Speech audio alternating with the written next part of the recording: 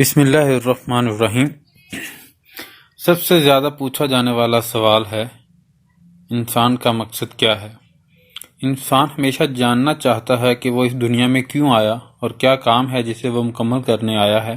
جب بھی یہ سوال انسان نے سچے دل سے اٹھایا، اسے جواب بھی ضرور ملا۔ ابھی تک کے تمام دانشور، علماء کرام، تمام فہم و فراست والے لوگ اسی نتیجے پر پہنچے ہیں کہ انسان کا مقصد دراصل اپنی ذات کی بہتری کرتے ہوئے انسانیت کے لیے اپنے وقت، اپنے وسائل، اپنی انرجی اور اپنی ذات کے ذریعے بہترین نتائج دینا ہے۔ دوسروں کی زندگی میں فرق لانا اصل ہے۔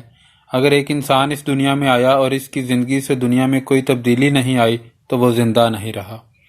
ہمارا ہمیشہ یہ سوال ہوتا ہے کہ ہمیں کوئی جانتا ہے یا نہیں۔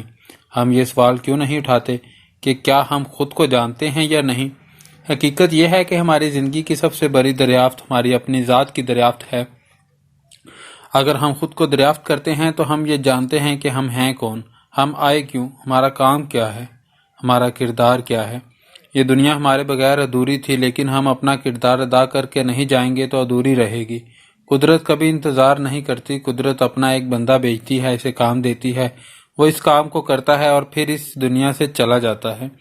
اکثر انسان کو اس کا کام یاد کرایا جاتا ہے، اسے اشارے دیے جاتے ہیں، اور اگر وہ نہ سنے تو قدرت اسے اگلا موقع نہیں دیتی۔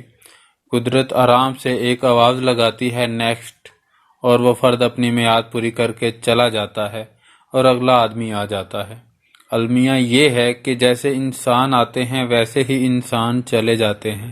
عموماً ان کی ذات میں بہتری آتی ہے، نہ ان کی زندگی کا علامت بنتی ہے، اور نہ اس دنیا پہ فرق پڑتا ہے۔ جیسے انسان آیا ویسے ہی چلا گیا۔